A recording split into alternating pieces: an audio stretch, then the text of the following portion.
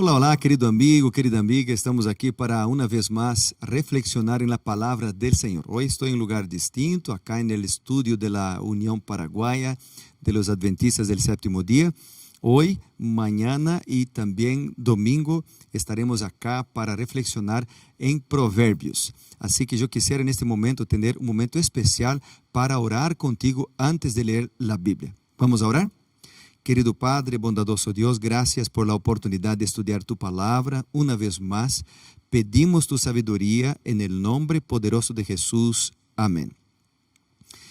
Bueno, vamos a reflexionar un poquito en el capítulo 23 de Proverbios. El capítulo 23 habla sobre familia, el capítulo 23 habla sobre educación, habla sobre salud y también sobre autoestima, además de otros temas que este capítulo presenta también. Y yo quisiera, como siempre hemos hecho, reflexionar un poquito en algunos versículos de este capítulo. Voy a empezar con el versículo 1, que dice: cuando te sientes a comer con algún señor, considera bien lo que está delante de ti. Y después el versículo 2 dice: pon un cuchillo a tu garganta si tienes mucho apetito.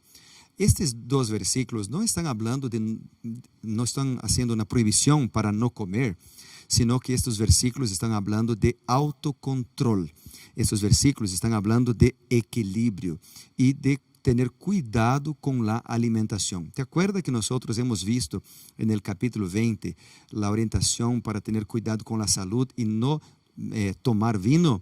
Entonces acá empieza hablando para tener cuidado con la alimentación.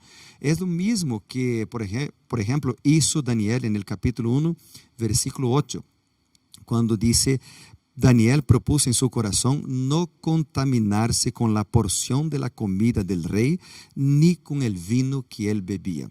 Ser temperante, tener templanza en la comida y en la bebida.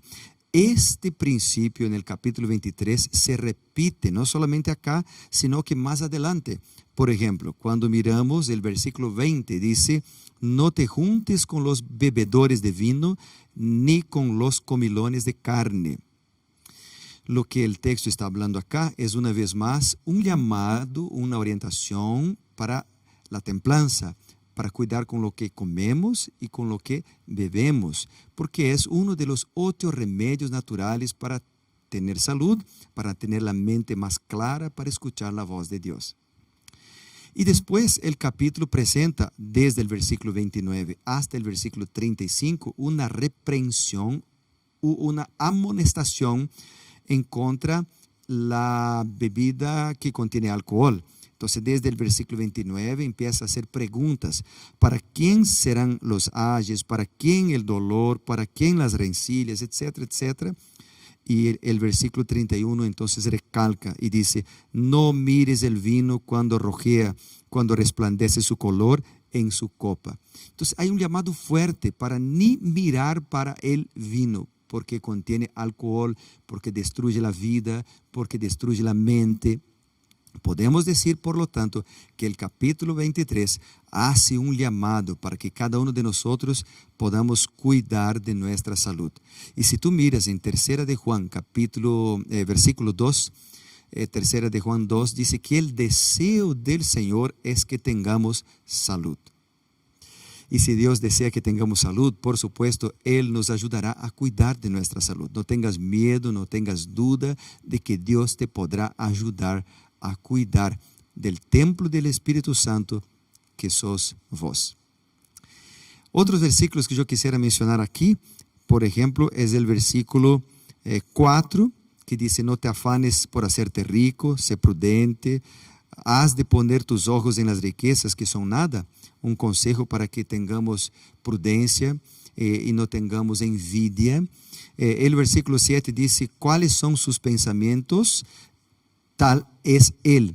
Es una declaración de que nosotros somos guiados por nuestros pensamientos. La verdad que nosotros pensamos, planificamos y después actuamos.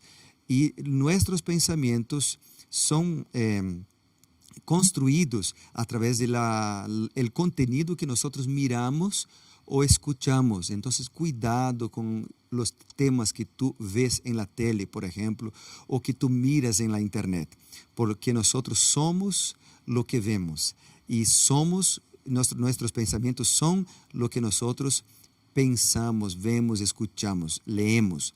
Entonces, cuidado, hay acá un llamado para cuidar con el contenido que hemos puesto delante de nosotros. El versículo 13 dice: no rehuses corregir al muchacho, porque si no lo castigas con vara, no morirá. Castígalo con la vara y librarás su alma del Seol. Interesante que ese texto no es una orden para golpear a los hijos. No, este término vara acá tiene que ver con instrucción o corrección. Significa poner límites para nuestros hijos, enseñarlos el camino que tienen que seguir, que tienen que andar. Y esta instrucción es presentada en otros capítulos de Proverbios, como ya hemos leído, también en otros capítulos de la Biblia, como Deuteronomio capítulo 6, por ejemplo, o el Salmo 73, por ejemplo, que nos orientan a enseñar a nuestros hijos, a poner delante de ellos, a través de nuestro ejemplo y también de las palabras, las enseñanzas y correcciones para que sepan cómo andar, cómo reaccionar y cómo elegir bien. La verdad que la Biblia siempre enseña y pide para que pongamos nuestra atención en la nueva generación, para que la nueva generación sepa decidir por Jesús. Otros dos versículos que quisiera mencionar es el versículo 17, por ejemplo, que dice: no tengas tu corazón envidia de los pecadores, antes persevera en el temor de Jehová todo el tiempo. No tengas envidia. El Salmo 37, versículo 1, recalca esto también. El Salmo 37, versículo 1 dice: no te impacientes a causa de los malignos, ni tengas envidia de los malhechores. Hay en el Salmo 73, desde el versículo 1 hasta el versículo 17, por ejemplo, la experiencia de Asaf, que tuvo envidia de los malhechores, de los impíos, y casi perdió la salvación. Pero cuando Asaf tuvo un encuentro con Jesús, su vida cambió, su vida fue transformada, cuando él tuvo un encuentro con el Cordero de Dios que quita el pecado del mundo. Y es sobre esto que quiero mencionar ahora en el último versículo que voy a recalcar en este momento, el versículo 26, donde hay acá un llamado del Señor para mí y para usted también.